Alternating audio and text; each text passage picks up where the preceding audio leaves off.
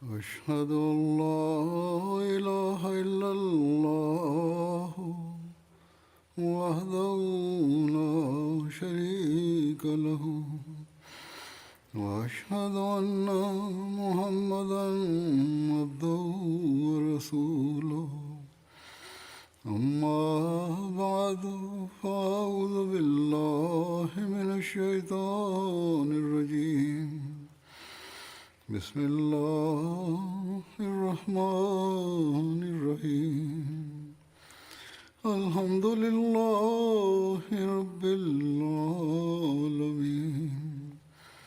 الرحمن الرحيم مالك يوم الدين إياك نعبد وإياك نستعين اهدنا الصراط المستقيم صراط الذين أنعمت عليهم غير المغضوب عليهم ولا الضالين. Geçmiş hutbemde vaat edilen Mesih Aleyhisselatü Vesselam'ın Kur'an-ı Kerim'le ilgili olarak belirgin özelliğinden bahsetmiştim. Bugün bununla ilgili olarak bazı alıntılardan bahsedeceğim.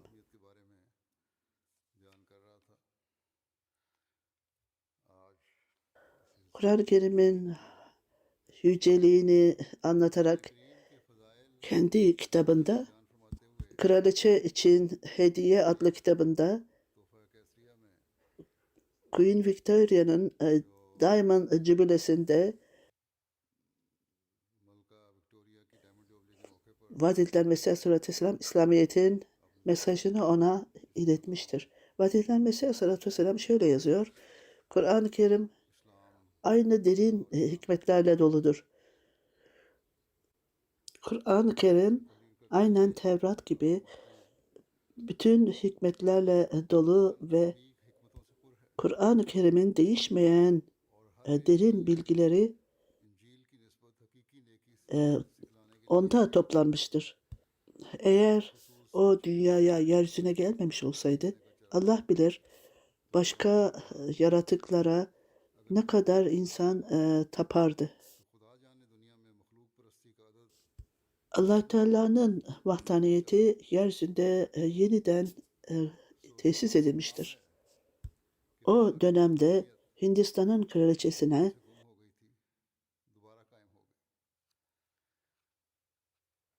mesajı bu anlamda iletecek olan kimdi? İslamiyet'in talimatlarını öylesine cesaretle anlatmıştır ki, hatta İslamiyet'in ve Kur'an-ı Kerim'in yüceliğini konuşmaya cesaret edemeyenler bile vardı. Onlar haşa vaat edilen Mesih Aleyhisselatü Vesselam Kur'an-ı Kerim'i aşağılamaktadırlar derler. Diğer taraftan Müslüman olmayanlar bu gidişatı izlemekteydiler. Onlar kendi muhalifliklerinde o kadar kör olmuşlardı ki bir nevi kendilerini tatmin etmek için Kur'an-ı Kerim'i yakmışlardır. Bu İsviçre'de ve diğer İskandinav ülkelerinde bu görülmektedir. Müslümanlar zamanın Mehdi'sine inanmışlar ve Kur'an-ı Kerim'in talimatlarını öğrenmişlerdir. Allah Teala bu insanlara akıl versin. Bunu daha da genişleterek vaat edilen Mesih Aleyhisselam şöyle buyurur. Eğer kişi İslamiyet'i seçer ve onun talimatlarına tamamen uyarsa, o kişi Allah Teala'yı bu dünyada görecektir. İnsanlar genel olarak sorarlar. Bizler Allah Teala'yı bu dünyada nasıl göreceğiz diye sorarlar. Vaat edilen Mesih Aleyhisselatü Vesselam, eğer kişi Allah Teala'nın indirdiği bu kelama uyar ve onun uyarılarına itaat ederse, bu dünyada kendi gözleriyle Allah Teala'yı göreceklerdir. Bu Allah Teala'yı insanların gözünden saklı olan Allahü Teala'yı binlerce perde arkasından Kur'an-ı Kerim'in talimatlarını kabul etmekten başka bir yol yoktur. Vaat edilen Mesih Aleyhisselatü Vesselam, İslam öyle bir nimetli dindir ki herhangi bir kişi gerçekten onu takip ederse ve onun talimatlarına, hidayetlerine, uyarılarına, o Allah Teala'nın ilahi kelimelerini kabul ederse onlar bu dünyada Allah Teala'yı göreceklerdir.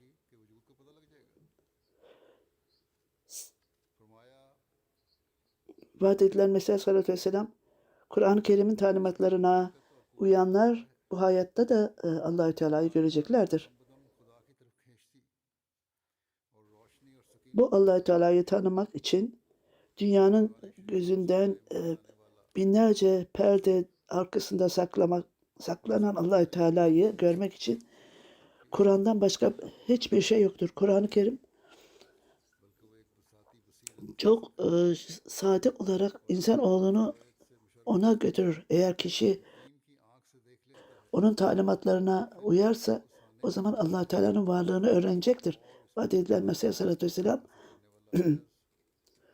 o nimetleri ve büyük bir gücü sağlar. O nur sağlar ve barışı getirir. Tatmini getirir. Gerçek bir mümin Kur'an-ı Kerim'de felsefeciler gibi değil, öyle hikayelere bağlı kalmak yerine onlar evrensel gerçekleri takip ederlerse bu dünyayı yaratan bir varlık olmalıdır ve onlar iç görüşü istemekte ve böylece kesin gözlerle onu görmek istemektedirler. Yaratan esas itibariyle vardır. Kur'an-ı Kerim insanları çok sade ve kolay yollarla Allah-u Teala'ya iletir.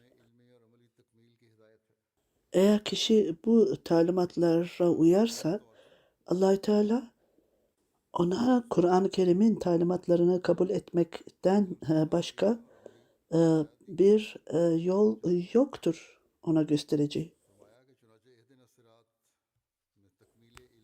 İşte o zaman kişi Allah Teala'nın varlığını öğrenecektir. Bu vaat edilen Mesih Aleyhisselatü Vesselam, onlar kuru kuruya Allah Teala'nın varlığına inanmazlar. Orada o yüzlerce binlerce alametlerle onun elinden tutar Allah Teala. Onu karanlıklardan çekip çıkartır. Böylece insanoğlu Allah Teala'nın hiçbir ortağı olmadığını, onun sıfatlarına kimsenin ortağı olmadığını ve bütün dünyaya Allah Teala'ya inandığını ve Kur'an-ı Kerim'in insanoğlunu gerçek yola ilettiğini bildirir. İnsanoğlunun davranışlarındaki mükemmellik şu ayette zikredilir. Sıratallezine en'amte aleyhim. Yani o nimetlerini tamamladıklarının yoluna ilet bizleri. Bu duayla insanların yüce makamlara eriştiği kişiler geçen haftaki hutbemde belirtilmişti. Bunlar şehitler, şühedalar, salihler, peygamberler. Böyle insanların örnekleri şimdi bile mevcuttur. Onlar hidayete erişmişlerdir. Allah Teala onlara lütfunu indirmiştir.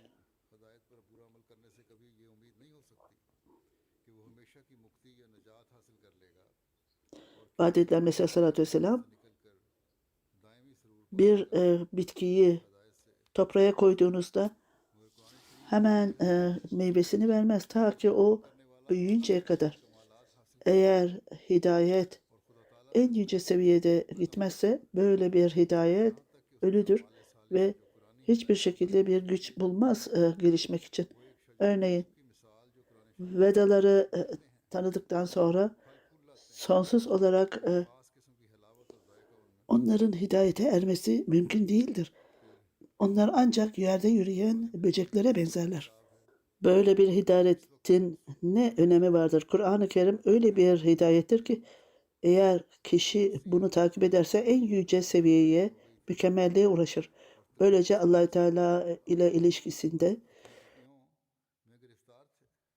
salih ameller ve Kur'an-ı Kerim'in talimatıyla öylece e, bir ağacın, temiz bir ağacın e, meyveleri verdiği gibi gelişir. Vadetler Mesih Aleyhisselam Kur'an-ı Kerim tertemiz bir kitaptır ve o dünyada karışıklıklar ortaya çıktığında vardır. Birçok doktrinler kişinin uygulamasında onların köklenmişlerdir. Ahlaki uygunsuzluklar köklenmiştir. Allah Teala Kur'an-ı Kerim'de zehrel fesadi fil berri vel bahr buyurmuştur dünyanın gidişatına. Onlar ister ehli kitap olsun veya diğerleri bütün kötü davranışlarında her şeyi aşmışlardır. Yeryüzünde her türlü tahribat kök salmıştır ve bunun için böyle bir dönemde Allah Teala her türlü saçma inançları reddetmiştir ve böylece Kur'an-ı Kerim'i indirmiş. O bizim için en iyi hidayet ve yol gösterendir. O bütün yanlış dinlere karşı gelen inançları reddetmiştir. Bütün Kur'an-ı Kerim'de Fatiha suresi her namazda, her rekatta söylenir. Günde 5 kere söylenir. Bunun anlamı bütün inançları gösterir. Ve Elhamdülillahi Rabbil Alemin. Bütün övgüler, bütün dünyayı yaratan Allah-u Teala'ya aittir. Er-Rahman, o Allah-u Teala insanoğlu istemeden yaratmıştır ve onu insanoğluna bağışlamıştır. Bunun için herhangi bir gayret de sarf etmemiştir Allah-u Teala. Bu onun Rahman sıfatından kaynaklanmaktadır. Rahim, Allah-u Teala kişinin davranışlarına karşılık verendir. Onu öven kişilerin dualarına karşılık verir o. Maliki yevmeddin, o kıyamet gününün sahibidir. Hem bu dünyada hem ahirette o mükafatını veya karşılığını verendir. Bütün dünyadaki bu dinler Allah Teala'nın bu 4 sıfatıyla anlatılmıştır. Kişi günde 5 vakit namaz kılarsa derin anlayış elde eder. Bu fikir üzerinde geliştirme yaparak Kur'an-ı Kerim'in harika bir kitap olduğu söylenir. Vaat edilen Mesih Aleyhisselatü Vesselam gerçek mucize şudur. Mucize olağanüstü bir ki karşı taraf buna karşı olarak hiçbir şey ortaya çıkartamaz. Belki bu insanın kabiliyetine uygun olarak ortaya çıkar fakat bu bütün Suudi Arabistan'da tanıtılmış ve bunun karşılığına mucizevi olarak bir şey çıkartamamışlardır. Kur'an-ı Kerim'in sözleri Arabistan'da mucizeler yaratmıştır. Onun için mucizenin esasını, temelini anlamak için Kur'an-ı Kerim'in sözleri parlayan bir örnektir. Belki öyle alelade gözle bakılacak olursa bunun sadece bir anlatım olduğu düşünülebilir. Onun mükemmel anlatımı, onun güzel sözleri ve uyumlu sözleri, her yerde gerçeğe ve hikmete dayalı olan sözleri vardır. Bununla birlikte onun harika anlayışıyla anlatımına saygı göstermek, bizler gerçek olarak onun doğruluğuna ve hikmetine saygı göstermekteyiz.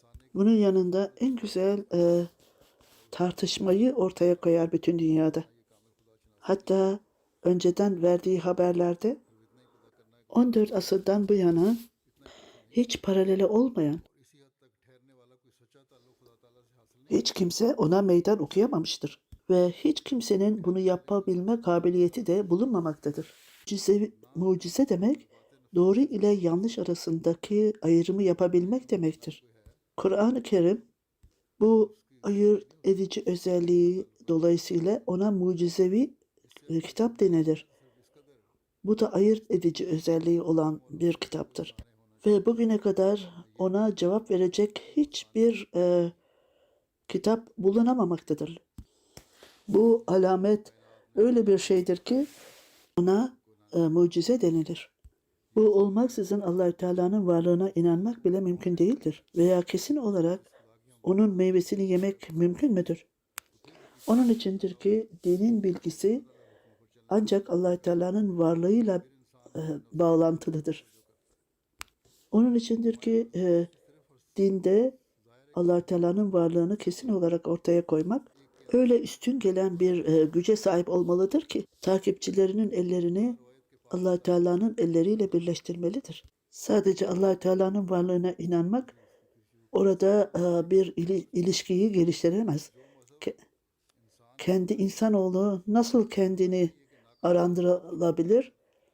Sadece insanı kendisini arındırması Allah Teala vardır demekle olamaz. Bunu anlamak için ancak en mükemmel olarak bir varlığın olduğunda esas olarak varlığına inanmaktır. Evrenin yaratıcısı ve etrafımızda gördüklerimiz ile kesinlikle buna inanmalıyız ve kişi kime ibadet ediyoruz diye inanmalı ve onun talimatlarına bu şekilde inanarak daha sonra kendisine döner ve kendisini arındırır. Kişi bunun bilgisine kesin olarak sahip olduğunda Allah-u Teala ibadet ettiğimiz Allah-u Teala ile gerçek bir ilişkiye girer ve kişi onun talimatlarını yerine getirmeye yönelir ve böylece ruhunu arındırmaya gider. Vaat edilen Mesih Aleyhisselatü Vesselam hiç şüphesiz ihtiyacı hissetmek esas olarak görmekle ilgili değildir. Yoksa hiçbir ilahi gücü yaratılamaz. Tahmil ile bir şeyi görmek arasında fark vardır. Onun için herhangi bir din Allah Teala ile olan bağlantıyı kuramazsa böyle bir din gerçek bir din olmayıp ancak varsayıma dayalı olan bir dindir. Allah Teala'yı onun sıfatlarıyla tanımamız gerekir. Bu gerçekler kişiye tecelli ettiğinde o gerçek inanca sahiptir. Ahmediye cemaatinde böyle insanlar vardır. Herhangi bir dini takip etmeyenler, ateistler Allah Teala'nın varlığına inanmışlardır. Onlar olaylardan bahsedince dinin ve İslamiyet'in gerçeğini kabul etmiştir. Hatta burada Batı'da bu gibi insanlar da bulunmaktadır. Örneğin bir kişi ateistti. Belçika'da yaşamaktaydı. Endonezya'dandı. Fakat Belçika'ya yerleşmişti. Biat etmişti ve İslamiyet'i kabul etmekten başka bir seçeneği kalmamıştı. Ahmediyet ona gösterildiğinde, doğru yolu gösterdiğinde o Ahmedi olmuştu. Kur'an-ı Kerim duyuruda bulunarak Kur'an-ı Kerim'in müttakiler için yol gösterici olduğunu açıklar. Allah Teala Elif Lam Mim Zalikel kitabı la raybe fihi hudellil muttakin der. Bu kitap Allah Teala'nın bilgisiyle gelmiştir. Onun bilgisi cahillikten ve unutmaktan uzak olmasından dolayı bu kitap her türlü şüpheden uzaktır, karışıklıktan uzaktır. Allah Teala'nın bilgisinden dolayı en mükemmel gücüne göre insan oğlunu en mükemmel yapar ve takva sahibi olanlar için en güzel yol göstericidir. Onları en yüce ilerleme seviyesine iletir. ना सिर्फ अकल से बल्कि वाकयाती दलाइल से और निशानात से। तो फिर मेरे लिए और कोई चारा न था कि मैं अहमदियत और हकीकी इस्लाम को तस्लीम न करूं। Bu takva sahibi insanı और ये रास्ता क्योंकि açıklayarak दिखाया था vaat edilen Mesih Aleyhisselatü Vesselam Allah-u Teala bu ayeti kerimede takva sahibi olanlar görünmeyene inanırlar ve namazlarını ayakta tutarlar. Varlıklarının bölümünü Allah yolunda harcarlar ve Kur'an-ı Kerim'e inanırlar ve diğer kitaplara da inanırlar. Onlar işte hidayet bulmuşlar ve kurtuluşa erişmiş olanlardır. Bu takva sahibi olan insanın tanıtımıdır. Kur'an-ı Kerim insanı en yüce seviyeye ulaştırır. Mesih Aleyhisselatü Vesselam bu hidayete erişmiş insanları anlatarak Kur'an-ı Kerim'in ayetinden bahseder ve şöyle der. Takva sahibi olanlar görünmeyen Allah-u Teala'ya inananlardır. Onlar namazı dosdoğru kılarlar ve kendilerine verdiklerimizden harcarlar der Allah-u Teala. Kur'an'a inanırlar ve geçmiş kitaplara da inanırlar. İşte onlar hidayet bulmuşlardır ve kurtuluşa erişenler de onlardır. Bu takva sahibi olan insanın açıklanmasıdır. Kur'an-ı Kerim en güzel talimatları içerir. Vaat edilen Mesih Aleyhisselatü Vesselam Kur'an-ı Kerim en mükemmel dini kurmak için adaletle davranmıştır. Allah-u Teala يَوْمَ اَكْمَلْتُ لَكُمْ دِينَكُمْ وَاَتْمَمْتُ عَلَيْكُمْ نِعْمَتِي وَرَضِيتُ الْاِسْلَامَ دِينًا. Bugün ben sizin dininizi tamamladım ve size olan nimetimi tamamladım ve sizi İslam'ı din olarak size seçtim. Kerim'den sonra hiçbir kitabın Kur'an-ı Kerim'den üstün olduğunu söylemeye hakkı yoktur. Çünkü insanoğlunun ihtiyacı olan her şey Kur'an-ı Kerim'dedir. Kur'an-ı Kerim en mükemmel dini kurmak için ona adaletle davranmıştır. İlahi haberleşme kapıları açıktır. Kişi bunu kendi gayretiyle elde edemez. Ancak kişi bu tertemiz olan haberleşmeye ilahi destek ile ve kendi ruhunu arındırdıktan sonra Kur'an-ı Kerim'i takip etmekle ve Resul-i Ekrem sallallahu aleyhi ve sellem'e inanmakla elde edebilir. Ne yazık ki bizim muhaliflerimiz bu hikmet dolu sözleri dinlemek istemezler ve bize karşı iddialarda bulunlar. Güya biz Kur'an-ı Kerim'i değiştirmişiz. Haşa.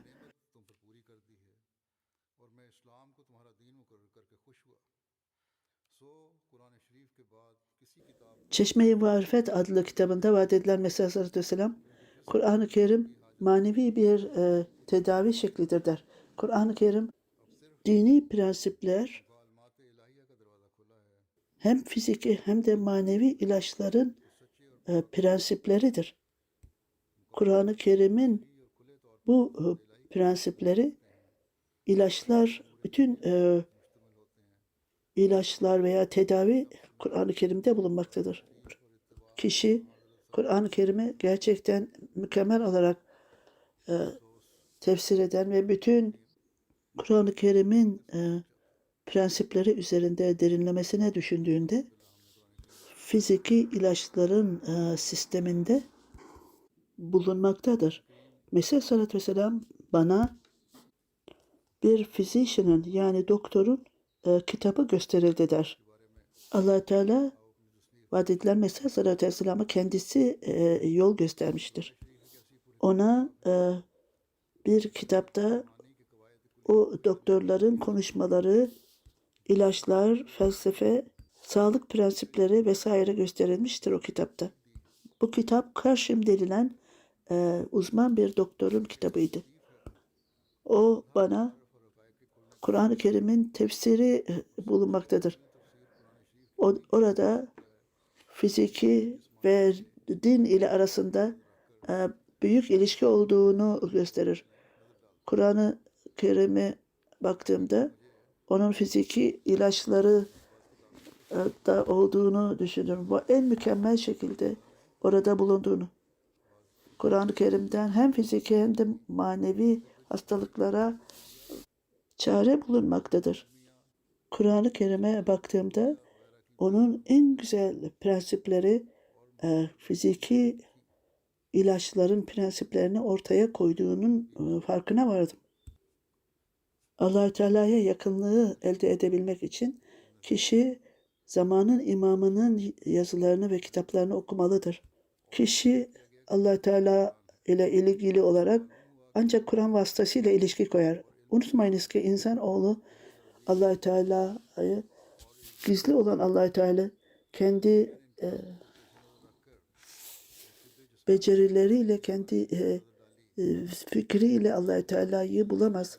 Ancak Allah-u Teala kendisine tecelli etmedikçe onu tanıyamaz. Teala ile ilişki kurmak ancak Allah-u Teala'nın yarattığı bir enstrüman vasıtasıyla kurulabilir. Kalpte bulunan kışkırtmalar vesaireler Allah-u Teala'dan nur kalbe indirilmedikçe bunlar giderilemez. Ben böyle bir ilişkinin ancak Kur'an-ı Kerim'i takip etmekle elde edilebileceğini söyleyebilirim. Diğer ilahi kitaplar böyle manevi nurdan uzaktırlar.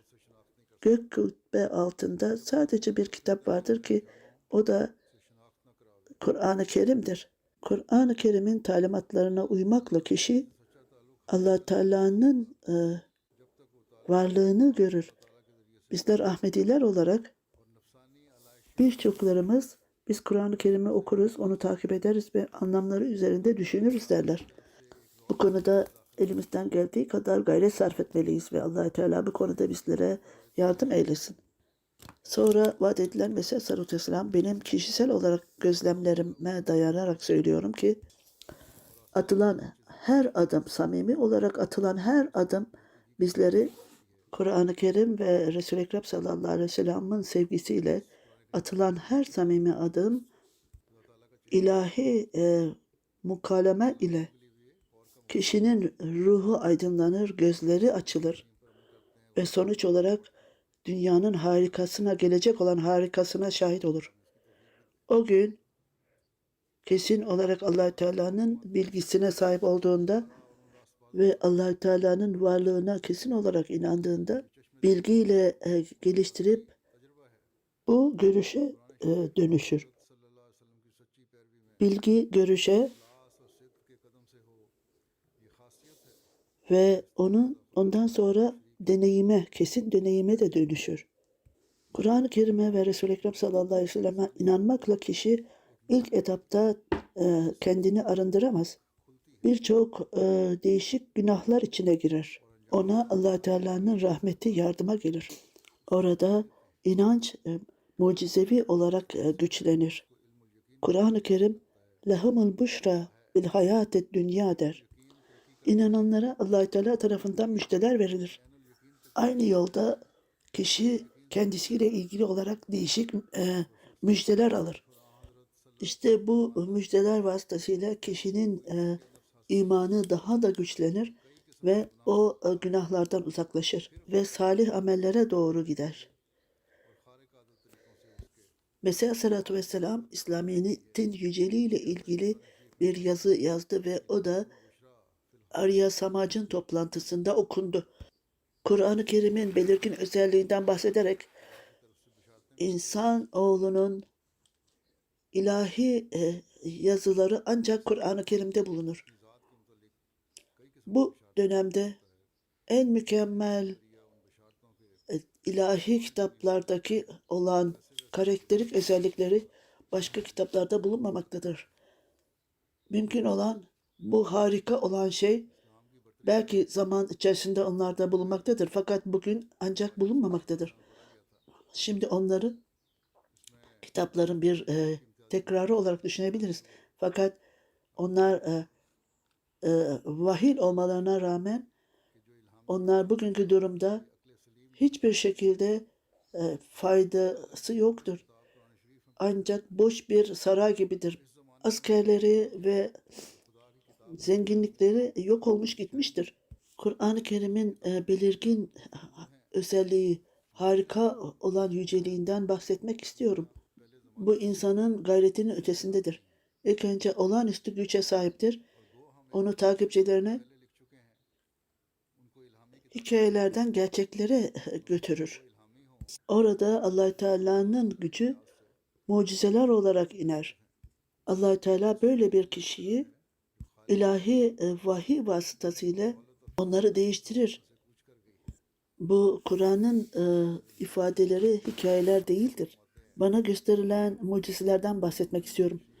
Orada 100.000'den fazla mucize vardır. Esas olarak 100.000'den daha da fazladır. Allah Teala Kur'an-ı Kerim'de kitabına bağlı olanlar sadece mucizelere inanmakla kalmayıp ayrıca o mucizeler onlara verilecektir. Böylece ben kişisel olarak bu Kur'an-ı Kerim'in nimetiyle aldım. Bu insanın gayretinin ötesindedir ve tamamen Allah Teala'nın davranışıdır. Zelzeleler ve taun hastalıkları bütün dünyayı sarmıştır. Onlar bana gösterildi. Onlar benim mucizem değil. Onlar Kur'an-ı Kerim'in mucizesidir. Bana yaptıklarım bütün davranışlar Kur'an-ı Kerim'den alınmıştır. Onlar benim mucizelerim değildir. Bilakis onlar Kur'an-ı Kerim'in mucizeleridir. Yaptığım her şey Kur'an-ı Kerim'in gücüyle bana verilmiştir. Mesih Aleyhisselatü Vesselam Kur'an-ı Kerim'in olağanüstü gücünün yanında öyle alametler belirtilmiştir ki dünya bunlarla yarışamaz. Açıkça bildiriyorum ki bütün muhalifler ister doğuda olsun ister batıda olsun beraberce bir yerde toplansınlar ve bana meydan okusunlar ve öyle mucizeleri ortaya koysunlar ki bana onların üzerine Allah Teala'nın lütfuyla bana üstünlük sağlayacaktır. Benim ruhumda üstünlük olmasından değil, bilakis Allah Teala'nın arzusu ben olağanüstü gücün, Kur'an-ı Kerim'in olağanüstü gücünün manevi, peygamberin manevi makamını belirtmek içindir Resul-i Ekrem sallallahu aleyhi ve sellem. Bu kişisel bir kalite değil, bilakis onun lütfu ile onun büyük peygamberini takip etmem ve onun kitabını ve onu sevmem ve o inanan o Allah Teala'nın gücünün tecellisidir. Kur'an-ı Kerim söz vermiştir ki lehumul büşra fil hayatid dünya ve ayrıca eyyiduhumun bir ruhu yine yecellekum fırkana. Bu verdiği söze karşı Allah Teala bütün bunları bana bahşetmiştir. Bu ayet-i kerimelerin tercümeleri Kur'an-ı Kerim'e inanan, onlara müjdeyi taşıyan rüyalar ve vahiyler indirilecektir. Onlara müjde verilecek ve çok sayısızca müjdeler verilecektir. Nadiren de olsa alelade kişiler gerçek rüyalar görebilirler. Ancak küçük bir damlanın okyanusta hiçbir önemi olmadığı gibidir bu. Allah Teala onu takip edenlerin Ruhul Kudüs ile destekleneceğini söyler. Manevi olarak vision çok belirgin hale gelecektir. Sözler ile davranışlar bir uyum içinde olacaktır. Ve böyle olunca Allah Teala onların inançlarını güçlendirecektir. Allah Teala onlar ile başkaları arasında kesin olarak bir ayrım yapacaktır. Davranışlar ve sözlerle dinler, iman daha da güçlenecektir. Allah Teala onlarla diğerleri arasında bir ayrıcalık yapacaktır. Onlara yüce bilgiler verilecek ve bunun yanında diğer milletler çok aşağıda kalacaklardır. Mesih Aleyhisselatü Vesselam bu nedenle Allah Teala'nın sözünün daha başlangıcından itibaren gerçekleştiğini görmekteyiz. Buna şahit olmaktayız. Bunu anlamak için gerçekten Allah Teala'nın vaad edilen Mesih Aleyhisselam'a bu çağda gönderildiğini birçok alametlerle gönderdiğine inanmaktayız. Bu alametler bugün bile vardır ve bir yerde Allah Teala kendisi bunları açıklamaktadır. Vaad edilen Mesih Aleyhisselatü Vesselam böylece ben olağanüstü Kur'an-ı Kerim'in olağanüstü bilgisini verildi bana. Kur'an diğer mucizelerle de doludur. Önceden verildiğine göre İslamiyet'in yüceliği Resul-i Ekrem sallallahu aleyhi ve sellem Mekke'de yalnızca dolaşırken bile verilmişti. O sadece bir avuç fakir, zayıf Müslümanlarla beraberdi o. Roma İmparatorluğu Perslere yenildiğinde, Romalılar yenilgiye uğradıklarında Kur'an-ı Kerim 9 yıl içerisinde onların yenilgiye uğrayacağını ve haber vermiş ve onun topraklarının darmadağın olacağını bildirmişti. Ayrıca ayın ikiye bölünme mucizesi, ay ikiye bölünmüştür. O Resul-i Ekrem sallallahu aleyhi ve sellem parmağıyla onu göstermiş ve mümin olmayanlar bu mucizeye şahit olmuşlardı. Bu vaat edilen Mesih Aleyhisselatü Vesselam'ın kitaplarında bulunmaktadır.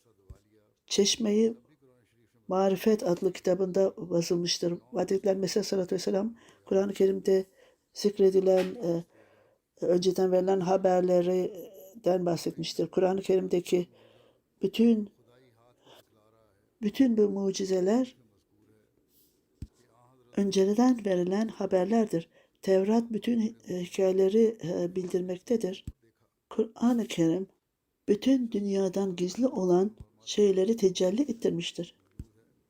Mesih Aleyhisselatü Vesselam Kur'an-ı Kerim iki konuyu kapsar. Bunlardan bir tanesi hikayeler, diğeri ise talimatlar şeklinde tanıtılmıştır. Hikayeler ile hidayet arasında ayrım yapamayanlar çok büyük güçlüklerle karşılaşmışlardır. Allah-u Teala Kur'an-ı Kerim'in başka bir yerinde "Men kana min indil gayrillahi fi receduhu fi ihtilafen kesira." Allah-u Teala'dan başka onun Kur'an-ı Kerim'in içinde birçok uyumsuzluklar olduğunu söyleyenler vardır. Mesih Aleyhisselatü Vesselam Kur'an-ı Kerim'in Allah Teala'dan başka birisi tarafından indirildiğiyle ilgili olarak kesin bir ispat olmamasına rağmen insanlar onu birleştirmeye kalkarlar. Bunlar tamamen yanlış anlaşılmanın sonucudur. Hiç kimse Kur'an-ı Kerim olmadan Allah Teala'nın varlığını gerçek olarak inanması mümkün değildir. Bu yalnızca Kur'an-ı Kerim'e özgün bir şeydir. İnsanoğlu ile Allah Teala arasındaki belirgin özellikli olan ilişkileri kaldırmak için insanoğlu çalışmalıdır. Diğer dinlerin temsilcileri veya takipçileri hikayevi olan Allah Teala'ya inanırlar. Buna karşın Kur'an-ı Kerim gerçek sevgilinin yüzünü en güzel şekilde ortaya koyar. İncil'in ve Tevrat'ın talimatları göze göz, dişe diş alın der. Halbuki İncil bunun tam tersine öç almaya gerek yoktur der. Eğer birisi sizin yanağınıza döverse veya yanağınıza vurursa siz öbür yanağınızı da ona döndürün derler. Kur'an-ı Kerim ise buna karşı "İn seyyiatun misluha femen naha aslaha ve ecruhu alallah" der. Yani bir kişiye karşılık vermek onun yaptığı kadar yapılan hata verilmedir. Fakat onu affederseniz ve o ona iyi yapılacaksa bu daha hayırlıdır. İnsanlar farklı farklı yaratılışlıdır. Onlara ceza verildiğinde bir daha asla öyle bir hatayı yapmazlar. Fakat öyle kişiler vardır ki onlar hata yaparlar veya bir şey yaparlar, hapise girerler. Tekrar dışarıya çıktıklarında aynı şeyi işlerler ve tekrar hapise girerler. Tevrat'ın talimatı kadınlara gözünüzü dikerek bakmayın der. Bu ister kötü niyetli olsun veya olmasın, kadınlara bakmayınız der.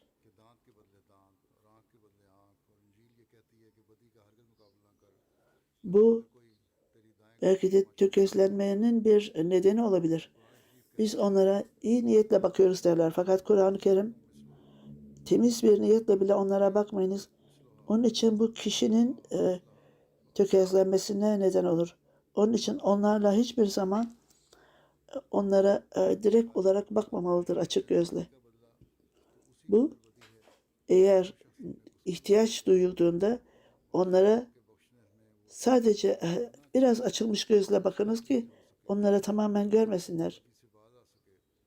Bununla ilgili olarak vaat edilen Mesih Aleyhisselatü Vesselam, Kur'an-ı Kerim her türlü insanların karakterini göz önünde bulundurmuştur. Ben bunun örneğini Cuma hutbemde de belirtmiştim. Bu farklı bir konuydu. Burada Kur'an-ı Kerim'in niteliğiyle ilgilidir. Vaat edilen Mesih Aleyhisselatü Vesselam bu talimat Tevrat'ın talimatıdır. Bu başka örnekleri de ortaya koyar. Vaat edilen Mesih Aleyhisselatü Vesselam Tevrat'ın talimatı gözlerinizi açarak kadınlara bakmayınız. Kur'an-ı Kerim ister bu iyi gözle veya kötü gözle bakılsın hiç kadınlara bakmayın talimatı vardır.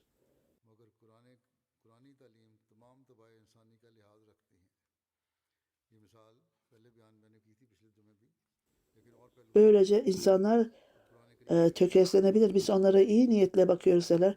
Kur'an-ı Kerim iyi niyetli olsanız bile onlara bakmayınız derler. Esas olarak kişi olarak onlara açık gözle bakmak şeklinde olmalıdır. İhtiyaç varsa onlara biraz gözler açık olarak bakmalıdır ve kişi onları tamamen görmemelidir. Bununla ilgili vaat edilen meselesi ister iyi niyetle ister kötü niyetle bakılmış olsun onlar gözlerini açarak kadınlara bakmamalıdırlar der. Kur'an-ı Kerim'de kadınla erkekler arasında boşanmanın bazı şartlarından birisi de ikisi arasında bir anlaşmazlık olduğu takdirde olabilir ve hiçbir şekilde onlarda belki de hayat korkusu vardır.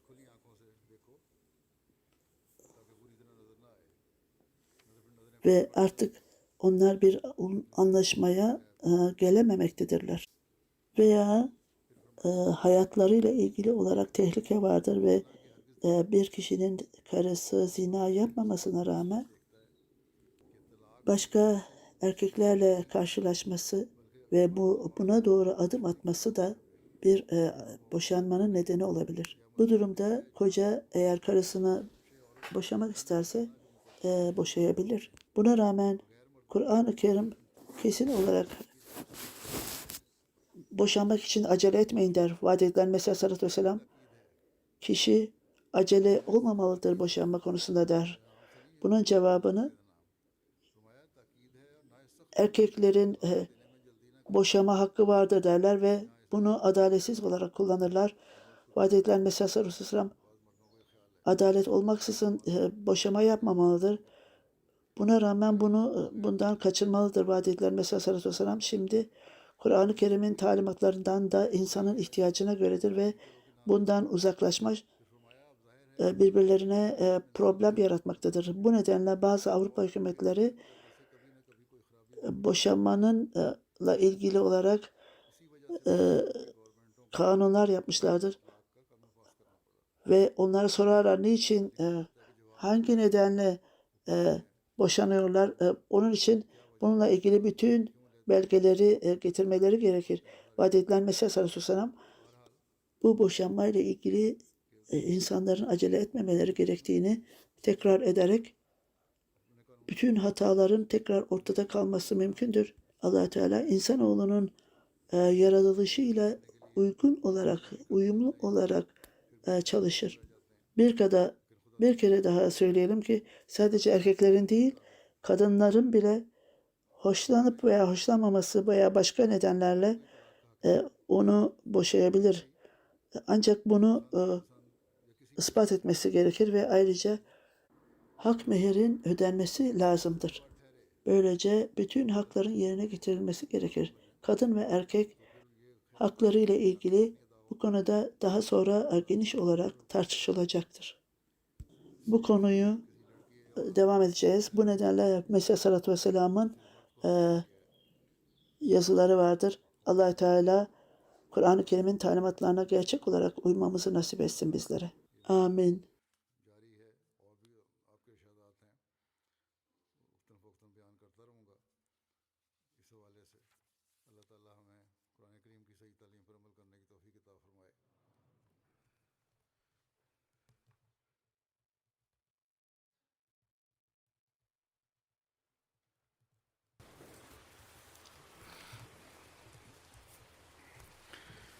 الحمد لله نحمده ونستعينه ونستغفره ونؤمن به ونتوكل عليه ونعوذ بالله من شرور أنفسنا ومن سيئات أعمالنا من يهده الله فلا مضل له ومن يضلله فلا هادي له ونشهد أن لا إله إلا الله ونشهد أن محمدا عبده ورسوله عباد الله رحمكم الله إن الله يأمر بالعدل والإحسان وإيتاء ذي القربى وينهى عن الفحشاء والمنكر والبغي يعظكم لعلكم تذكرون اذكروا الله يذكركم وادعوه يستجب لكم ولذكر الله أكبر.